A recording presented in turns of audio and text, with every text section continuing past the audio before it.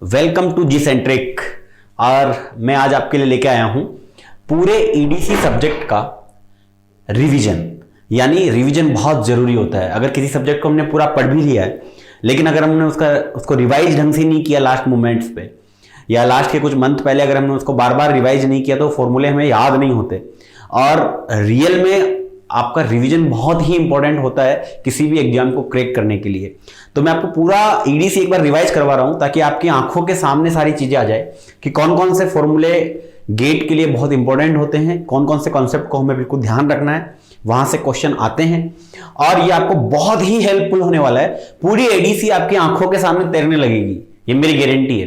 पूरी ईडीसी में जो गेट के लिए पूछा जाता है उससे रिलेटेड बहुत सारी चीजें मैं आपको बताऊंगा और आपको मजा आएगा। पूरा रिवीजन आपका बहुत शानदार तरीके से हो जाएगा, सारे फॉर्मूले आपकी आंखों के सामने से निकल जाएंगे। और ये आपको बार बार खुद को भी रिवाइज करना है हर 10-15 दिन में, तो आपको फॉर्मूले बाय हार्ट हो जाएंगे। फॉर्मूले बिल्कुल याद होने चाहिए टिप्स पे, क्योंकि बहुत बार उससे टाइम बचता है और जब तक हम रिवाइज नहीं करते चीजों को तब तक वो चीजें स्किप हो जाती है। टेक्निकल में रिवीजन बहुत इंपॉर्टेंट है। तो लीजिए स्टार्ट करते हैं अपन रिवीजन जो हम स्टार्ट करेंगे वो आपके लिए, देखो ईडीसी के अंदर टोटल हम अगर बात करें तो टोटल 4 यूनिट्स में मैं डिवाइड करता हूं। पहला बेसिक सेमीकंडक्टर फिजिक्स, दूसरी जो इंपॉर्टेंट यूनिट है that is PN junction diodes and special diodes, third unit is the BJT and fourth one is the MOS capacitor and MOSFET. तो इन 4 सेगमेंट में हम पूरे रिवीजन को डिवाइड करेंगे। तो सबसे पहले जो मैं रिवीजन स्टार्ट कर रहा हूं that is the semiconductor physics. तो अपन स्टार्ट करते हैं सेमीकंडक्टर फिजिक्स से। तो सेमीकंडक्टर फिजिक्स हम रिवीजन स्टार्ट करते हैं। सेमीकंडक्टर फिजिक्स में सबसे पहले आपको पता होना चाहिए कि एनर्जी बैंड गैप क्या होता है। इंसुलेटर, मेटल और सेमीकंडक्टर 3 तरह के मटेरियल होते हैं और सेमीकंडक्टर का बैंड गैप जो होता है 1 इलेक्ट्रॉन वोल्ट के आसपास होता है। मेटल का बैंड गैप होता ही नहीं है, वो ओवरलैप करते हैं तो ईजी उसका 0 होता है। और इंसुलेटर में बैंड गैप 6 इलेक्ट्रॉन वोल्ट से 7 इलेक्ट्रॉन वोल्ट यानी बहुत हाई होता है। तो अल्टीमेटली पहले अपन स्टार्ट कर रहे हैं बैंड गैप से। तो बैंड गैप की अगर अपन बात करते हैं, बैंड गैप की अगर मैं बात करूं सबसे पहले that is the gap between, first concept की अगर मैं बात करूं that is the E g is the energy band gap. ये क्या होता है? Eg is equal to EC minus EV। Basically अगर मैं बात करूं कि suppose this is your minimum energy level of EC and this is the maximum energy level of valence band EV, और इन दोनों का जो बीच का गैप होता है this gap is known as Eg। ये किस में होता है? इलेक्ट्रॉन वोल्ट में होता है। अगर ये गैप 1 इलेक्ट्रॉन वोल्ट के आसपास है तो वो मटेरियल सेमीकंडक्टर मटेरियल होते हैं। और जनरली ऐसा देखा गया है कि सिलिकॉन के लिए अगर मैं बात करूं, किसके लिए बात करूं? सिलिकॉन के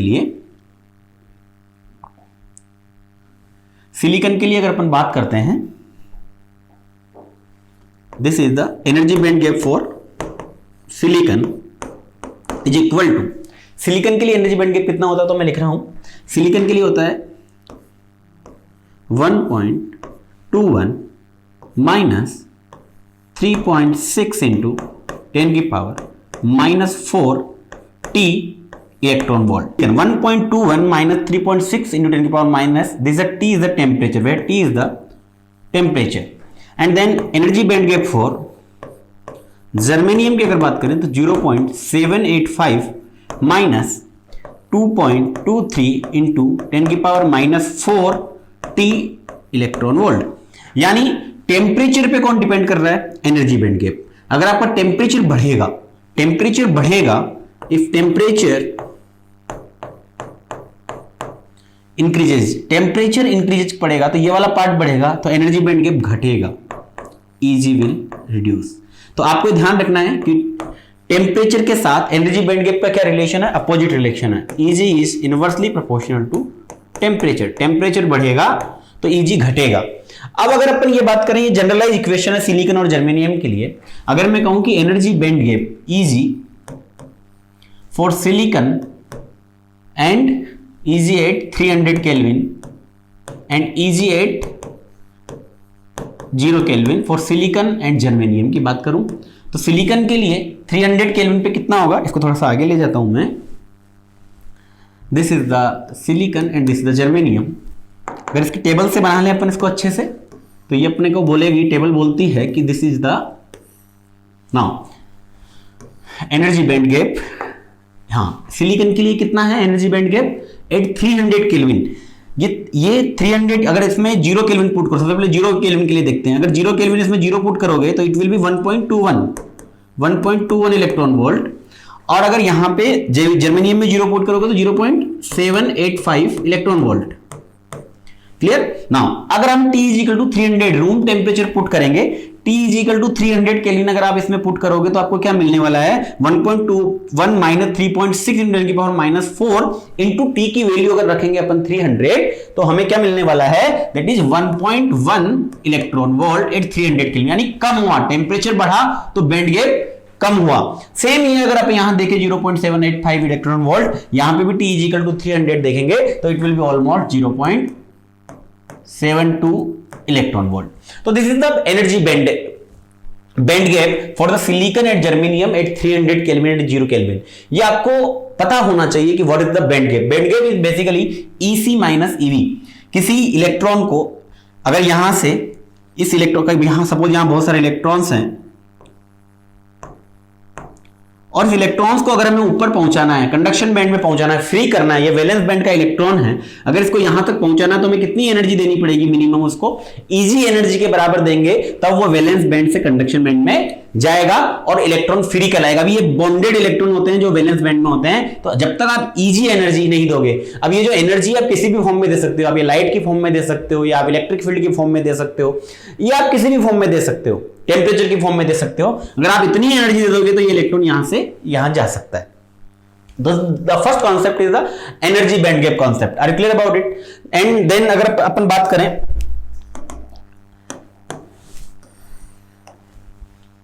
voltage equivalent temperature, voltage equivalent of temperature and thermal voltage. Thermal voltage क्या होता है sir?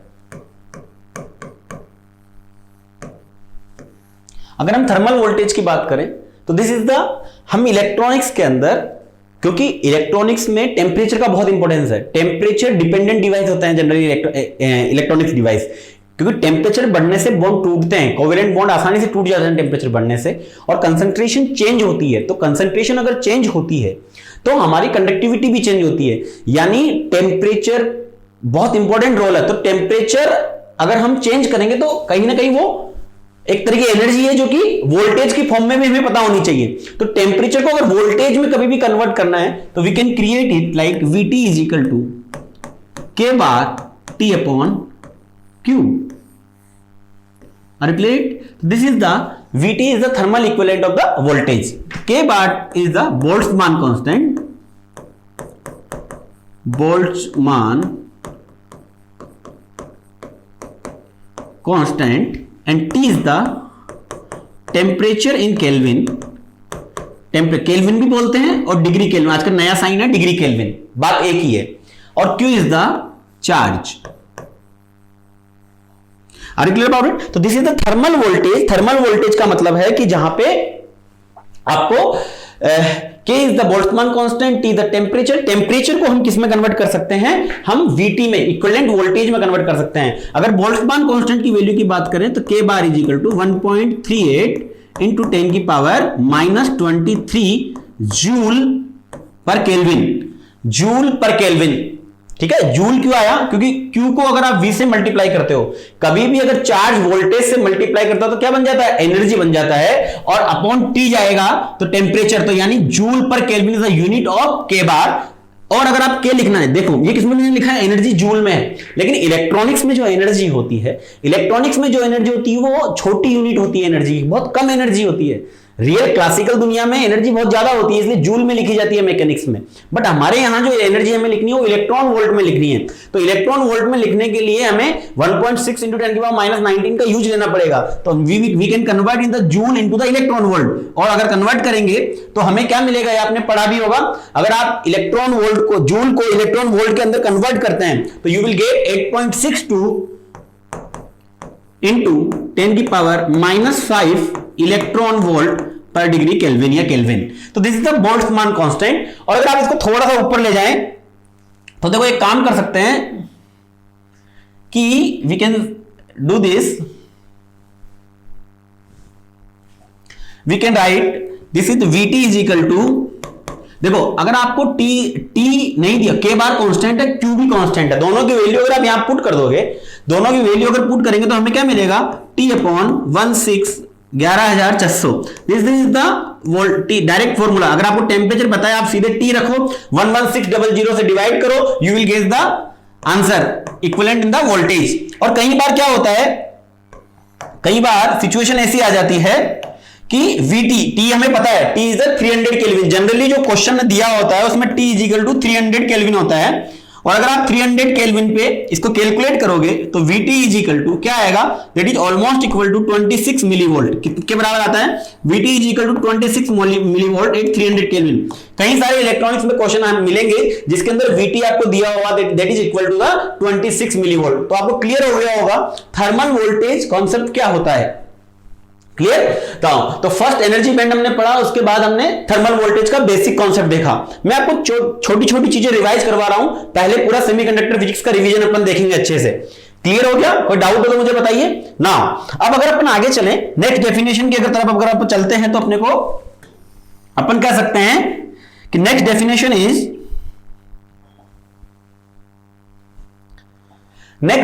Electric field. Electric field जो हम यहां पे यूज करेंगे, इलेक्ट्रिक फील्ड, क्योंकि इलेक्ट्रिक फील्ड का इलेक्ट्रॉनिक्स में बहुत इंपॉर्टेंस है। इलेक्ट्रिक फील्ड से चार्ज कैरियर को एनर्जी मिलती है। चार्ज कैरियर्स को अगर आपको एनर्जी देनी है तो you can use the external electric field. Electric field क्या होते हैं, जब हम वोल्टेज सप्लाई करते हैं तो electric field is equal to minus dV by dx।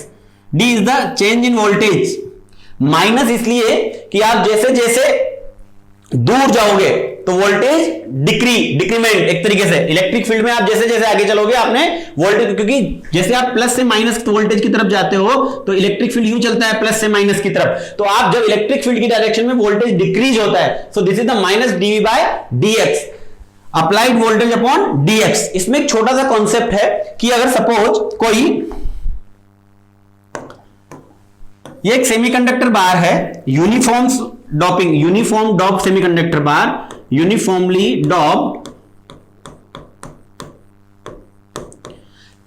डॉप semiconductor है। और अगर आपने इसके अक्रॉस कोई इलेक्ट्रिक फील्ड लगाया है, क्या लगाया है, इलेक्ट्रिक फील्ड। तो इलेक्ट्रिक फील्ड अगर आपने इसके अक्रॉस कोई वोल्टेज सपोज आपने लगाया, suppose like this is the voltage that is plus minus, तो इसके अक्रॉस क्या क्रिएट होगा, इलेक्ट्रिक फील्ड। तो इसके अक्रॉस जो इलेक्ट्रिक फील्ड है वो हर पॉइंट पे सेम होगा अगर ये यूनिफॉर्मली डॉट। यहां जो इलेक्ट्रिक फील्ड होगा वही यहां इलेक्ट्रिक फील्ड होगा, यही इलेक्ट्रिक फील्ड होगा, इलेक्ट्रिक फील्ड होगा, इलेक्ट्रिक फील्ड होगा, इलेक्ट्रिक फील्ड होगा। इसको हमने अच्छे से अपनी क्लासेज में देखा भी था। तो आपको ध्यान रखना है यूनिफॉर्म डॉप सिलिकॉन में हर पॉइंट पे electric field will remain same. हर पॉइंट पे इलेक्ट्रिक फील्ड क्या रहता है, सेम रहता है। तो E is equal to dV by dx हमने इलेक्ट्रिक फील्ड के लिए हम पढ़ते हैं। और इसका बहुत सारा काम है, ये बेंडिंग के काम आता है। जब हम एनर्जी बेंड डायग्राम पढ़ते हैं तब इलेक्ट्रिक फील्ड से हम पता लगाते हैं कि कितनी बेंडिंग हो रही है। क्लियर? ये आगे की बात आगे देखेंगे। तो this is the basic definition, that is first is semiconductor physics में जो हमने बेंड के, then thermal voltage and then the electric field. Now अगर हम नेक्स्ट डेफिनेशन की बात करें, क्लियर हो गया? तो this is the electric field. Next definition की तरफ हम चलते हैं। नेक्स्ट डेफिनेशन कहती है हमारी ड्रिफ्ट वेलोसिटी। ड्रिफ्ट वेलोसिटी की बात करते हैं। तो ड्रिफ्ट वेलोसिटी क्या होती है सर, जब भी किसी कंडक्टर में, next is drift velocity. Drift velocity we are doing the revision. तो ड्रिफ्ट वेलोसिटी की अगर अपन बात करें तो ड्रिफ्ट वेलोसिटी क्या होती है, सपोज कोई कंडक्टर है छोटा सा, उस कंडक्टर के अक्रॉस जब हम कोई वोल्टेज सोर्स लगाते हैं, प्लस माइनस V वोल्ट का सोर्स लगाते हैं, तो प्लस से माइनस की तरफ एक इलेक्ट्रिक फील्ड डेवलप होता है। उस इलेक्ट्रिक फील्ड के कारण क्या होता है, यहां जो इलेक्ट्रॉन रैंडमली मूव कर रहे होते हैं पहले, वो एक फिक्स डायरेक्शन में मूव करने लग जाते हैं। और जब ये फिक्स डायरेक्शन में मूव करने लग जाते हैं वो तब उसमें कौन सी वेलोसिटी आती है, Vd। तो जब भी कोई चार्ज कैरियर इलेक्ट्रिक फील्ड के इन्फ्लुएंस में मूव करता है तो किस वेलोसिटी से मूव करता है, ड्रिफ्ट वेलोसिटी से मूव करता है। जब भी कोई चार्ज कैरियर इलेक्ट्रिक फील्ड के इन्फ्लुएंस में मूव करता है तो वो किस वेलोसिटी से मूव करता है, वीडी, एंड वीडी इज, जो अपन में बचपन में दिखाया है, जानते हैं 12th क्लास में हमने पढ़ा था, VD is minus Q into E into tau upon m star effective mass of electron. M star is effective mass of electron, is the electric field, and tau is average relaxation time, यानी time between two successive collision, एक यहां से electron यहां गया और वापस एक और दो सक्सेसिव कोलिजन के बीच में, दिस एंड दिस, यहां से यहां दो सक्सेसिव कोलिजन के बीच का जो टाइम होता है that is called as average relaxation time. तो ड्रिफ्ट वेलोसिटी अगर बढ़ती है, एवरेज रिलैक्सेशन टाइम अगर बढ़ता है। ऐसा क्यों? क्योंकि अगर कोई इलेक्ट्रॉन है और वो ये आयन है सपोज, तो इलेक्ट्रॉन अगर आराम से चल रहा है, कहीं भी टकरा नहीं रहा, इसका मतलब उसका एवरेज रिलैक्सेशन टाइम ज्यादा है।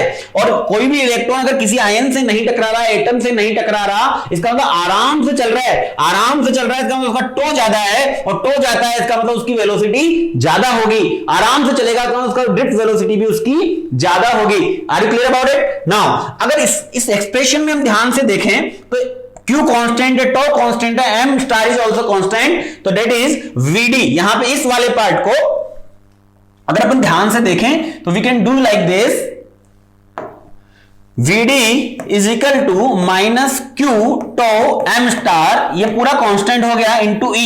M star is the effective mass of the electron. जब इलेक्ट्रॉन रिवॉल्व करता है तब उसका जो मास होता है, जब इलेक्ट्रॉन घूमता है तब उसका जो मास होता है उसे बोलते हैं effective mass of the electron. ये वाली पूरी क्वांटिटी क्या हो गई? कांस्टेंट हो गई। तो this is called as the mu, this constant is called as the mu, and VD is equal to we can write mu E. Got it? तो this the constant, average relaxation time is constant. अगर tau बढ़ेगा, tau is equal to mu is equal to, mu यहां से क्या आ गया हमारे पास, mu is equal to q into tau upon M star. तो अगर आप इलेक्ट्रिक फील्ड बढ़ाओगे तो आपका VD पे भी असर पड़ेगा ही पड़ेगा, और टो का डायरेक्टली असर कहां पड़ता है? म्यू पे पड़ता है। Tau is basically Q tau M star is mu. तो अगर आपका टो बढ़ेगा, एवरेज रिलैक्सेशन टाइम बढ़ेगा, तो आपका म्यू बढ़ेगा ही बढ़ेगा, क्योंकि एवरेज रिलैक्सेशन टाइम का मतलब वो टकरा नहीं रहा है कोई भी इलेक्ट्रॉन कहीं पे। इलेक्ट्रॉन टकरा नहीं रहा तो आराम से चल रहा है, और जब तक नहीं टकराएगा, लंबे समय तक नहीं टकराएगा, और लंबे समय तक अगर वो नहीं टकरा रहा है तो उसका एवरेज रिलैक्सेशन टाइम ज्यादा होगा, और ज्यादा होगा तो उसकी मोबिलिटी ज्यादा होगी। समझना बात को? तो this is VD is equal to mu E. मेरे कहने का मतलब है कि अगर कोई इलेक्ट्रॉन है और ये आयन है सपोज कोई, तो ये इलेक्ट्रॉन अगर आराम से चल रहा है, नहीं टकरा रहा, तो इसका मतलब इसका टो ज्यादा होगा। अगर टो ज्यादा होगा इसका मतलब इसकी मोबिलिटी ज्यादा होगी, because tau is directly proportional to mu. तो म्यू बढ़ेगा तो म्यू किससे बढ़ेगा? टो से बढ़ेगा। क्लियर? तो now we can say average relaxation time बढ़ने से हमारा मोबिलिटी बढ़ता है। तो नेक्स्ट अपन बात कर लेते हैं मोबिलिटी की। That is mobility. मोबिलिटी क्या है सर? मोबिलिटी बहुत सिंपल सी चीज है। मोबिलिटी है कि फ्रीडम ऑफ स्पेस, किसी स्पेस में एक इलेक्ट्रॉन कितनी आसानी से घूम सकता है, कितनी आसानी से चल सकता है। सपोज ये इलेक्ट्रॉन आसानी से चल सकता है, कहीं टकराए, बिना टकराए आसानी से चल रहा है, तो उसका मतलब उसकी मोबिलिटी ज्यादा है। यानी स्पेस में कितनी आसानी से कोई इलेक्ट्रॉन या होल आसानी से मूव कर सकता है, दैट इज मोबिलिटी। मोबिलिटी यानी फ्रीडम ऑफ स्पेस, और you can say how fast an electron can move, electron और होल कैन मूव कितनी आसानी से। तो that is mu is equal to यहां से आप देखोगे तो क्या आएगा आपके पास? VD upon electric field E। This is drift velocity upon electric field. This is called as the mobility of the charge carriers. तो म्यू इज मोबिलिटी, कितनी आसानी से इलेक्ट्रॉन या होल्स मूव कर सकते हैं। तो mobility is equal to drift velocity upon electric field. ये बहुत ही इंपॉर्टेंट रिलेशन है, इसके बारे में भी अपन थोड़ा सा मैं आपको बताऊंगा, इससे बहुत क्वेश्चन पूछे जाते हैं। एक और ध्यान रखना, mu is inversely proportional to T की पावर माइनस m, यानी temperature, T is the temperature, यानी आप जब भी टेम्परेचर बढ़ाओगे तो आपका म्यू कम होगा। ध्यान रखना, अगर आप T बढ़ाते हो तो आपका म्यू हमेशा कम होगा। M मटेरियल पे डिपेंड करेगा, लेकिन जैसे जैसे आप टेम्परेचर बढ़ाओगे, जितना टेम्परेचर बढ़ाओगे आपके मोबिलिटी हमेशा कम होती है। टेम्परेचर बढ़ाने से आपको जो इलेक्ट्रॉन चल रहा है वो चलते चलते डिस्टर्ब हो जाता है, उसका पाथ डिस्टर्ब हो जाता है, वाइब्रेशन आने लगते हैं मटेरियल में, तो वो जो आराम से चल रहा था वो डिस्टर्ब हो जाता है, और डिस्टर्ब होकर के टकरा बैठता है, और टकरा बैठने के कारण उसकी मोबिलिटी डिक्रीज होती है। तो टी अगर बढ़ता है, टेम्परेचर कभी भी बढ़ने से मोबिलिटी जो होती है हमेशा कम होती है। ये इंपॉर्टेंट चीज होती है मोबिलिटी के लिए। क्लियर? नाउ एक चीज हमेशा ध्यान रखना, इलेक्ट्रॉन की मोबिलिटी और होल की मोबिलिटी में लगभग 2.5 टाइम्स का फैसला होता है। यानी इलेक्ट्रॉन की मोबिलिटी 2.5 गुना ज्यादा होती है होल की मोबिलिटी से। ऑलमोस्ट कितनी? 2.5 गुना। इलेक्ट्रॉन म्यू एन यानी इलेक्ट्रॉन की मोबिलिटी और म्यू पी यानी होल की मोबिलिटी। तो इलेक्ट्रॉन की मोबिलिटी होल की मोबिलिटी से लगभग 2.5 गुना ज्यादा होती है। क्लियर है? क्लियर? इलेक्ट्रॉन की मोबिलिटी होल की मोबिलिटी से 2.5 गुना ज्यादा होती है, ये आपको पता होना चाहिए। नाउ अब अपन बात करते हैं बहुत इंपॉर्टेंट रिलेशन की। वो इंपॉर्टेंट रिलेशन क्या कहती है हमें? वो इंपॉर्टेंट रिलेशन कहती है sir VD is equal to, वो इंपॉर्टेंट रिलेशन कह रहा है सर कि वीडी इज इक्वल टू क्या होता है? म्यू ई होता है। VD is equal to mu E. अब ड्रिफ्ट वेलोसिटी जो है वो दो चीजों पे डिपेंड कर रही है, म्यू और ई पे।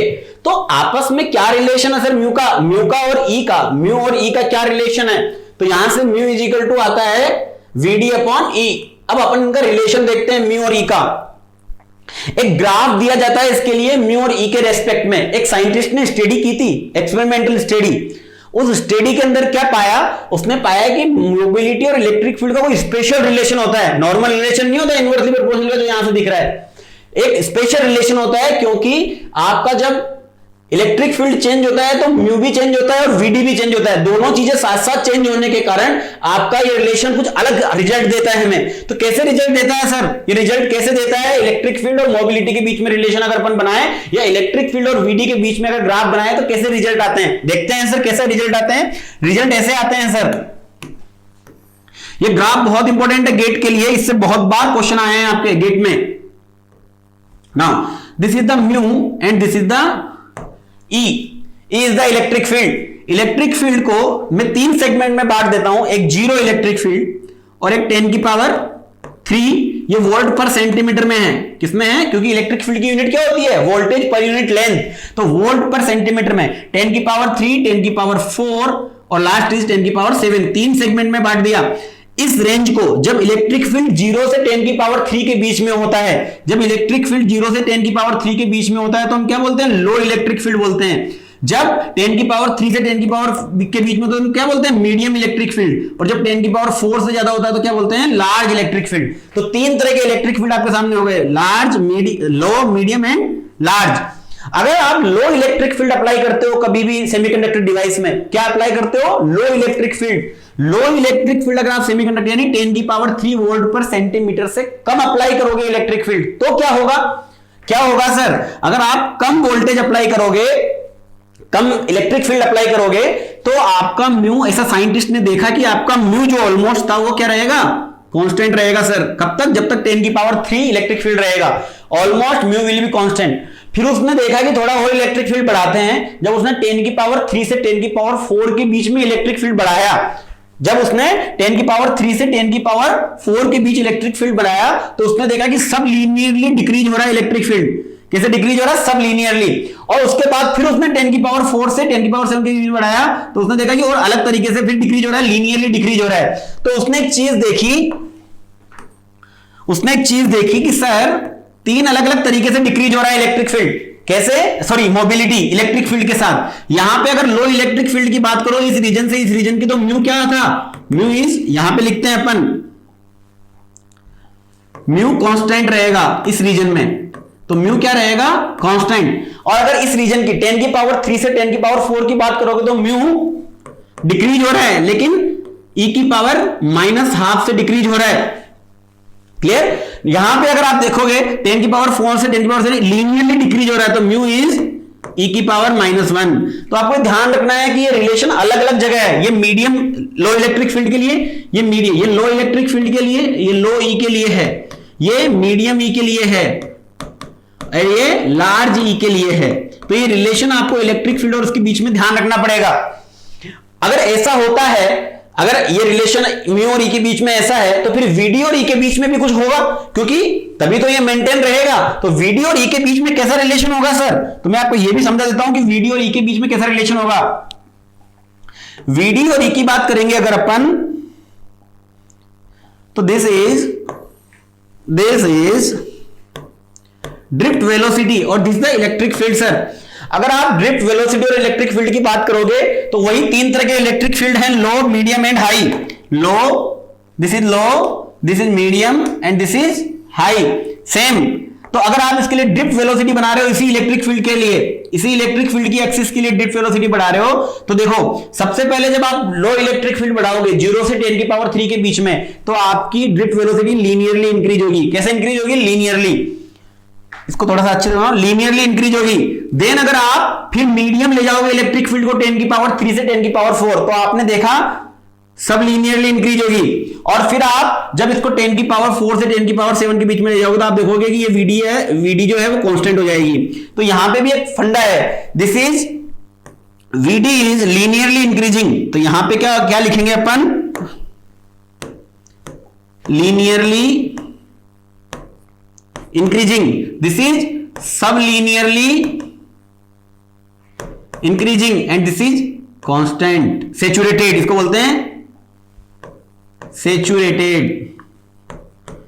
तो आपके इस रीजन में 0, 10 की पावर 3, 10 की पावर 4, 10 की पावर 7 वोल्ट पर सेंटीमीटर, इस रीजन में अगर अपन ध्यान से देखें तो ड्रिफ्ट वेलोसिटी लीनियरली इंक्रीज कर रही है, इसमें सब लीनियरली इंक्रीज कर रही है और इसमें सैचुरेट हो रही है। और इन दोनों का कॉम्बिनेशन देखोगे, इस रीजन में 0 से 10 की पावर 3 में म्यू कांस्टेंट है, म्यू कांस्टेंट है सर, तो इलेक्ट्रिक वीडी डायरेक्टली प्रोपोर्शनल है ई के। म्यू कांस्टेंट है तो वीडी डायरेक्टली प्रोपोर्शनल है ई के, इस दोनों ग्राफ के कॉम्बिनेशन से। इस रीजन में देखो, इस रीजन में अगर ई के साथ म्यू अगर सब लीनियरली डिक्रीज हो रहा है तो वीडी सब लीनियरली बढ़ रहा है, इसलिए दोनों मिला के कांस्टेंट हो गया। तीसरा वाला केस, तीसरे वाले केस में वीडी कांस्टेंट है सर, वीडी कांस्टेंट है तो mu is inversely proportional to E, mu is inversely proportional to E. तो ये ग्राफ बहुत इंपॉर्टेंट है, this explain about the drift velocity. ये ग्राफ किस किस के बारे में बात करता है? ये ग्राफ बात करता है ड्रिफ्ट वेलोसिटी की, मोबिलिटी की एंड इलेक्ट्रिक फील्ड की। इन तीनों चीजों की बात करने वाले दोनों ग्राफ बहुत इंपॉर्टेंट है, इससे रिलेटेड बहुत क्वेश्चन गेट में कई बार पूछे जाते हैं, तो ये हमें पता होना चाहिए। क्लियर हुआ? पक्का? कोई डाउट तो बताओ। तो this is the basically electric field का रिलेशन है मोबिलिटी से और ड्रिफ्ट वेलोसिटी से। नेक्स्ट इंपॉर्टेंट डेफिनेशन के बारे में बात करते हैं, रिवीजन करते, हम रिवीजन पढ़ रहे हैं। हम क्या पढ़ रहे हैं? रिवीजन पढ़ रहे हैं इस समय। This is the revision basically, तो ये रिवीजन चल रहा है आपका, दिस इज रिवीजन। ठीक है। अब जो नेक्स्ट इंपॉर्टेंट चीज पढ़ रहे हैं वो है intrinsic carrier concentration. Intrinsic concentration, intrinsic carrier concentration क्या होती है? इंट्रिंसिक कैरियर कंसंट्रेशन की बात करें तो इसको रिप्रेजेंट किया जाता है एनआई से। एनआई से ये कैसे आती है सर? इसका थोड़ा सा आइडिया दे देता हूं मैं हल्का सा। सपोज ये सिलिकॉन है, सिलिकॉन इस तरीके से आपस में बॉन्डेड होते हैं, सिलिकॉन से सिलिकॉन, प्योर सिलिकॉन, इसका मतलब इंट्रिंसिक वर्ड का मतलब होता है प्योर सेमीकंडक्टर, जिसमें किसी तरह की कोई मिलावट नहीं है। सिलिकॉन इस तरीके का। ठीक है, तो ये सब के 2-2 इलेक्ट्रॉन रहते हैं इनके पास। ये सब अपन आप जानते होंगे अच्छे से अगर आपने सब्जेक्ट को ढंग से पढ़ा है। तो टोटल ये सिलिकॉन, ये इसके साथ इसका एक इलेक्ट्रॉन ले लिया, इसका एक इलेक्ट्रॉन, इसका एक इलेक्ट्रॉन, इसका इलेक्ट्रॉन, इस सिलिकॉन के पास कितने इलेक्ट्रॉन हो गए? 8। तो हर सिलिकॉन इस तरीके से जुड़े हुए होते हैं।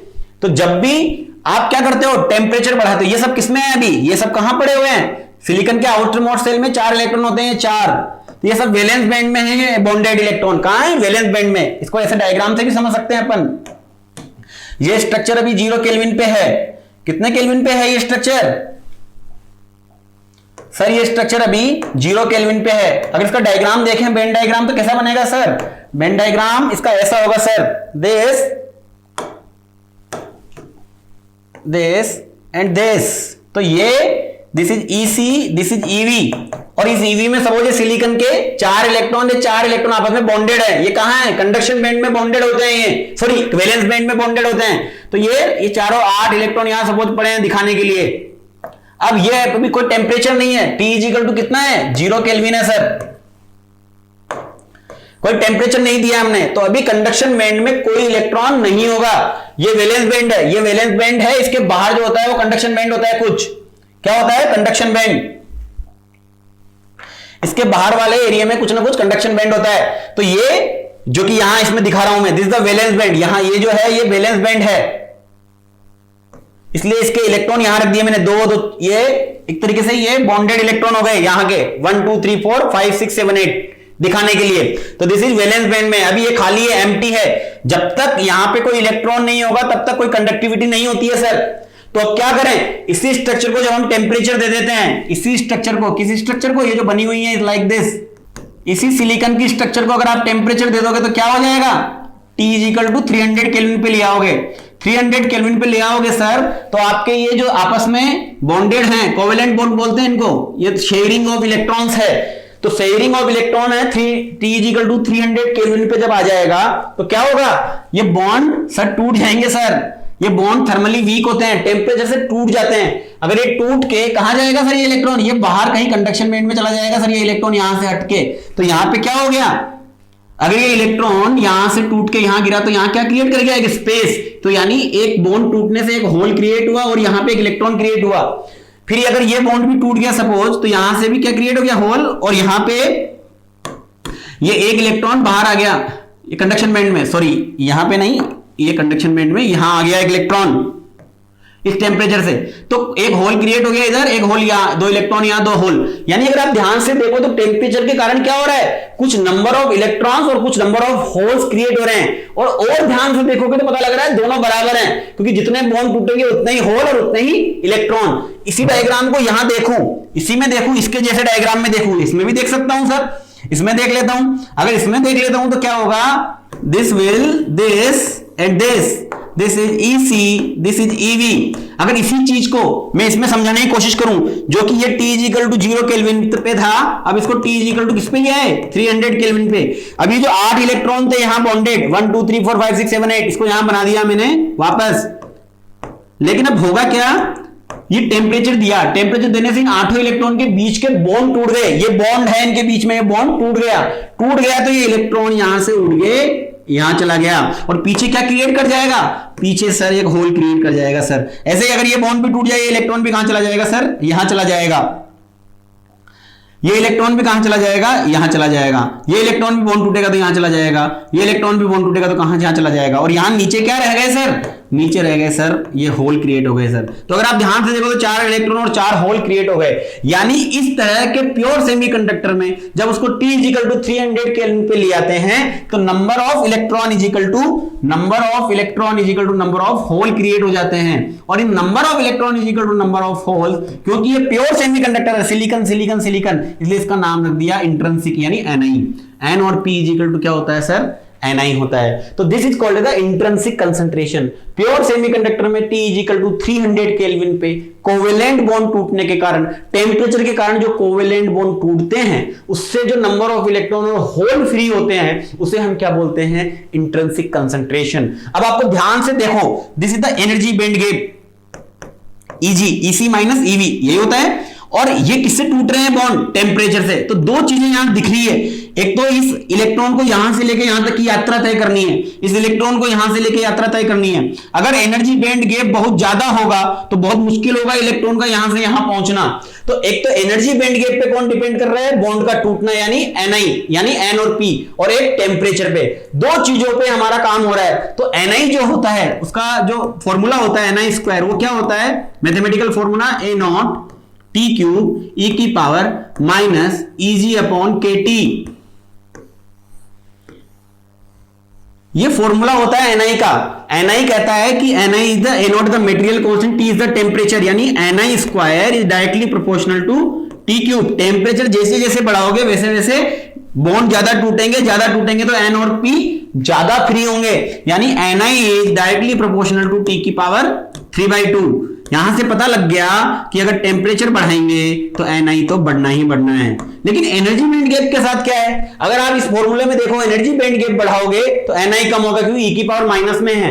तो एनर्जी बैंड गैप बढ़ाओगे तो Ni कम होगा। यहां से भी देख लो, अगर ये बढ़ जाएगा तो यहां से इलेक्ट्रॉन को यहां जाने में बहुत जोर आएगा, तो कम इलेक्ट्रॉन जा पाएंगे। तो Eg बढ़ेगा तो बॉन्ड कम टूटेंगे तो Ni कम फ्री हो पाएगा। तो Eg बढ़ने के साथ साथ, इसको दूसरे कलर से लिख रहा हूं कि अगर आप एनर्जी बैंड गैप बढ़ाते हो तो आपकी Ni कम होती है। तो दो चीजों पे डिपेंड करती है एनआई, एक तो टेम्परेचर और एक energy band gap. This is called the intrinsic carrier concentration. और आपको हमेशा ध्यान रखना है इंट्रिंसिक कैरियर कंसंट्रेशन जो होती है वो क्या होती है, वो अगर आप ध्यान दोगे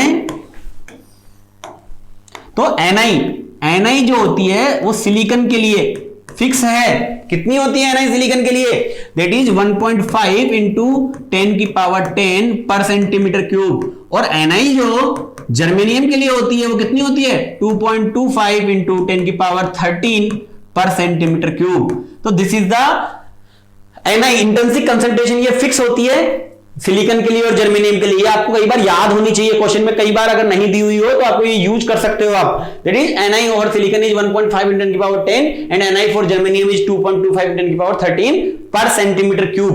तो this is the intrinsic carrier concentration. Clear हो गया, कोई डाउट? अब देखो होता क्या है, next important definition is mass action law. That is mass action law, mass action law. Sir ये क्या कहता है, मास एक्शन लॉ क्या कहता है आपको? मास एक्शन लॉ कहता है कि sir N P at equilibrium, at thermal equilibrium, thermal equilibrium यानी टेम्परेचर जब कांस्टेंट हो। ऐसा नहीं कि आपने सेमीकंडक्टर का टेम्परेचर चेंज कर रहे हो तो कंसंट्रेशन तो चेंज होगी ना भाई। तो आपको टेम्परेचर सेम रख रहे हो, जब किसी सेमीकंडक्टर में आप टेम्परेचर को कांस्टेंट रख रहे हो, यानी टेम्परेचर क्या है, कांस्टेंट है। At thermal equilibrium n is the number of electron into np is equal to ni square. ये रिलेशन हमेशा मेंटेन होगा थर्मल इक्विलिब्रियम पे। किसी भी तरह के दुनिया के सेमीकंडक्टर हो उसमें number of electron is equal to number of holes is equal to किसके बराबर होगा, ni स्क्वायर के बराबर होगा। पता पक्का या कोई doubt? np is equal to किसके बराबर होना चाहिए, ni स्क्वायर होना चाहिए। चाहे आपका सेमीकंडक्टर इंट्रिंसिक हो चाहे आपका सेमीकंडक्टर एक्सट्रिंसिक हो, हमेशा आपको np is equal to ni square होना चाहिए। n क्या है यहां पे, number of electrons in semiconductor. p क्या है, number of holes in semiconductor. And ni क्या है, इंट्रिंसिक कैरियर कंसंट्रेशन। क्लियर? अब देखो आपने ये भी पढ़ा होगा कि एन टाइप के सेमीकंडक्टर में अगर अपन ध्यान से दें मास एक्शन लॉ। क्लियर हो गया? अब आपने एक चीज ये भी पढ़ी होगी, आपने एक चीज ध्यान से पढ़ी होगी कि अगर एनपी इज इक्वल टू क्या है, ni square. Np is equal to अगर ni स्क्वायर हो तो क्या होना चाहिए, देखो अगर np is equal to ni square, अपन जानते हैं n type semiconductor, n type semiconductor में क्या होता है, एन टाइप सेमीकंडक्टर में number of electrons majority carrier होते हैं यानी ज्यादा होते हैं। P इज द माइनॉरिटी, ये तो अब पता ही होगा आपको, इतना पूरा सब्जेक्ट आप पढ़ चुके हो आसानी से। और P टाइप सेमीकंडक्टर में P यानी ये नंबर ऑफ होल्स यार मेजॉरिटी होते हैं एंड N इज माइनॉरिटी। ठीक है, ऐसा होता है नंबर ऑफ एन टाइप के समय एन मेजोरिटी में, पी माइनॉरिटी में, पी टाइप में पी मेजोरिटी में, एन माइनॉरिटी में। और अगर आप इस मास एक्शन लॉ को इसके लिए रखना चाहते हो N type semiconductor, mass action law तो देखो फॉर एन टाइप सेमीकंडक्टर अगर मैं देखना चाहता हूं एट थर्मल इक्विलिब्रियम, तो एन टाइप सेमीकंडक्टर के लिए क्या होगा, N is the majority charge carriers, N is the majority charge carriers into P क्या है, माइनॉरिटी चार्ज कैरियर्स। क्योंकि एन के अंदर एन टाइप सेमीकंडक्टर में पी माइनॉरिटी होते हैं, तो N into P is equal to ni square. ni यानी इंट्रिंसिक जब था ये सेमीकंडक्टर उसकी कॉन्फ़िगरेशन। अब यहां से अगर ध्यान से देखें तो क्या मिल रहा है, p is the minority, n is the majority, ni square. Same ही है अगर आप p टाइप के लिए देखो, p टाइप सेमीकंडक्टर के लिए देखोगे तो क्या मिलेगा, p टाइप के लिए सर ये मिलेगा n into p, n is minority, p is majority and is equal to ni square. ऐसा ही होगा। अब देखो मुझे अगर माइनॉरिटी कैरियर की कंसंट्रेशन निकालनी है, यानी यहां से ये माइनॉरिटी निकालना है, सपोज मुझे माइनॉरिटी, सपोज मुझे माइनॉरिटी चार्ज कैरियर कंसंट्रेशन निकालनी है, तो ये किसके बराबर हो जाएगी, चाहे यहां minority is equal to ni square upon majority carrier concentration. यानी आपको यहां से पता होना चाहिए कि ये एकमात्र फॉर्मूला है पूरे डिवाइस फिजिक्स में, सेमीकंडक्टर में, जहां से हम माइनॉरिटी कैरियर कंसंट्रेशन निकाल सकते हैं, that is mass action law. तो माइनॉरिटी कैरियर कंसंट्रेशन निकालने के लिए, माइनॉरिटी कैरियर कंसंट्रेशन निकालने के लिए डायरेक्ट एट थर्मल इक्विलिब्रियम पर निकालने के लिए this is ni square upon majority charge carriers. तो आपको ध्यान रखना है, आपको दिख नहीं रहा होगा, माइनॉरिटी कैरियर कंसंट्रेशन वो किसके बराबर होती है, ni स्क्वायर अपॉन मेजोरिटी। यानी मेजोरिटी चार्ज कैरियर बढ़ाएंगे अगर किसी सेमीकंडक्टर में, तो माइनॉरिटी कम हो जाएंगे सर अपने आप, और अगर माइनॉरिटी बढ़ाएंगे तो मेजोरिटी कम हो जाएंगे, क्योंकि दोनों का प्रोडक्ट हमेशा किसके बराबर आना है, ni स्क्वायर के। तो यहां से एक और चीज पता लग गई कि माइनॉरिटी चार्ज कैरियर की concentration, minority concentration is inversely proportional to majority concentration. ठीक है, तो अगर मेजोरिटी कंसंट्रेशन बढ़ाएंगे तो माइनॉरिटी की कंसंट्रेशन कम होगी, या फिर टेम्परेचर कम करेंगे तो भी माइनॉरिटी की कैरियर कंसंट्रेशन कम होगी। तो माइनॉरिटी चार्ज कैरियर की कंसंट्रेशन किस किस पे डिपेंड कर रही है, टेम्परेचर के बढ़ाने पे बढ़ती है, टेम्परेचर के कम करने पे कम होती है, या फिर मेजोरिटी कैरियर कंसंट्रेशन अगर आप बढ़ा दोगे तो भी माइनॉरिटी कैरियर की कंसंट्रेशन कम होगी, क्योंकि दोनों एक दूसरे के इनवर्सली प्रोपोर्शनल होते हैं। क्यों, ये बहुत इंपॉर्टेंट लॉ है, इसलिए मैंने आपको इसको अच्छे से समझाया, क्योंकि ये बहुत रिवीजन, इसको रिवाइज करना बहुत जरूरी है, ये बहुत जगह काम आएगा आगे तक। तो these are the some important formulas जो वी आर रिवाइजिंग। हम ये कुछ इंपॉर्टेंट फॉर्मूले हैं जो फर्स्ट यूनिट के रिवाइज कर रहे हैं। अगर आपने ढंग से रिवीजन कर लिया तो आप यकीन मानो आपका सब कुछ ब्रश अप हो जाएगा, आप बिल्कुल सारे फॉर्मूले आपको टिप्स पे याद आ जाएंगे और कॉन्सेप्ट भी क्लियर हो जाएंगे। ठीक है, तो आपको मजा आएगा, आप बस मेरे साथ बने रहो, रिवीजन को देखते रहो, आपको गेट में बहुत फायदा मिलने वाला है इसका।